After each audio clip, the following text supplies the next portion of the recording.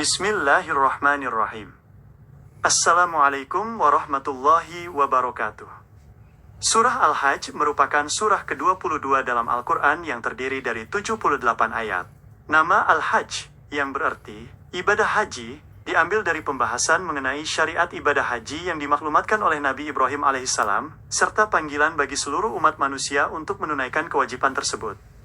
Mengenai tempat turunnya, para ulama tafsir mengklasifikasikannya sebagai surah unik, karena sebagian ayatnya turun di Mekkah, Makkiyah, dan sebagian lainnya turun di Madinah, Madaniyah. Bahkan ada ayat yang turun ketika Nabi Muhammad SAW sedang dalam perjalanan safar. Alinea kedua membahas tentang hakikat keimanan dan teguran terhadap ketidakstabilan iman sebagian manusia. Di dalam surah ini, Allah Subhanahu wa Ta'ala menyindir orang-orang yang menyembahnya dengan ragu-ragu atau berada di tepi muara keimanan. Ketika mereka mendapatkan kebaikan dan keberuntungan, mereka merasa tenang dan bersyukur. Namun apabila ditimpa cobaan atau ujian hidup, mereka berpaling dan kembali kepada kekufuran. Hal ini menjadi pengingat yang sangat tegas, agar setiap hamba memiliki ikhlas dan keteguhan hati dalam menjalankan ajaran Islam. Alinea ketiga menegaskan pembuktian kekuasaan Allah Subhanahu wa Ta'ala mengenai keniscayaan hari kebangkitan. Allah Subhanahu wa Ta'ala mengajak manusia untuk merenungkan proses penciptaan diri mereka, mulai dari tanah, nutfah, gumpalan darah, hingga menjadi seorang manusia utuh yang dilahirkan ke dunia.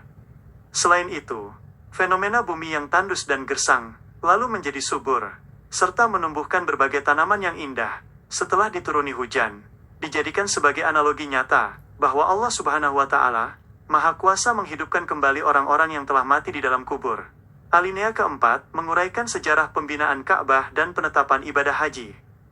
Allah Subhanahu wa Ta'ala memerintahkan Nabi Ibrahim alaihissalam untuk menyucikan Baitullah dari segala bentuk kemusyrikan, serta menyeru seluruh umat manusia agar datang menunaikan ibadah haji.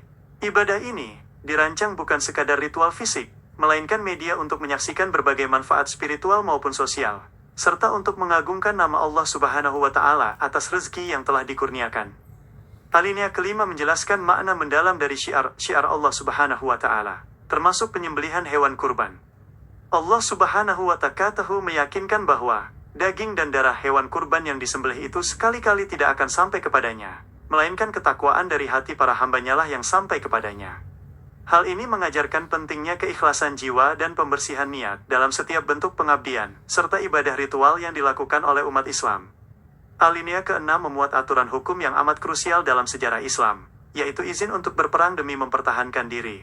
Allah Subhanahu wa Ta'ala memberikan izin bertempur kepada kaum mukmin yang telah lama dizalimi dan diusir dari kampung halaman mereka tanpa alasan yang benar melainkan hanya karena mereka menyatakan beriman. Izin ini diberikan sebagai bentuk perlindungan terhadap kebebasan beragama dan menjaga rumah-rumah ibadah dari kehancuran akibat kesewenang-wenangan manusia di muka bumi. Alinea ketujuh memaparkan peringatan sejarah mengenai nasib bangsa-bangsa terdahulu yang mendustakan para rasul.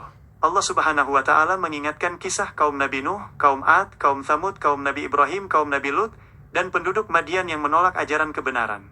Peringatan ini disampaikan agar manusia mengambil pelajaran bahwa kezaliman dan kesombongan pada akhirnya hanya akan membawakan kehancuran dan kebinasaan di dunia maupun di akhirat. Alinea ke-8 menjelaskan keagungan petunjuk Al-Quran serta kedudukan Nabi Muhammad SAW sebagai saksi bagi umatnya. Nabi Muhammad SAW diutus untuk menyampaikan kebenaran yang terang benderang, sementara umat Islam dijadikan sebagai umat pertengahan, wasat, yang menjadi saksi atas manusia.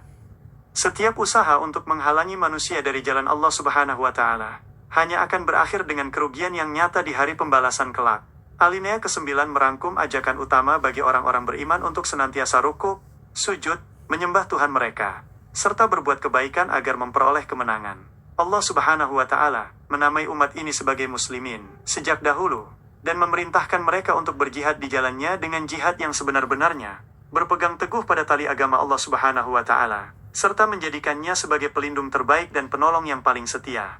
Merenungi setiap lembaran firman Allah Subhanahu wa Ta'ala dalam surat Al-Hajj membimbing jiwa kita untuk tunduk berserah diri, menyadari betapa kecilnya diri di hadapan keagungan Sang Pencipta, serta menguatkan langkah untuk selalu berbuat kebaikan di jalannya. Terima kasih atas segala perhatiannya. Semoga Allah Subhanahu wa Ta'ala selalu melindungi kita dalam kebaikan dan mendapat keberkahan dari Al-Quran. Wabillahi taufiq wal hidayah. Wassalamualaikum warahmatullahi wabarakatuh.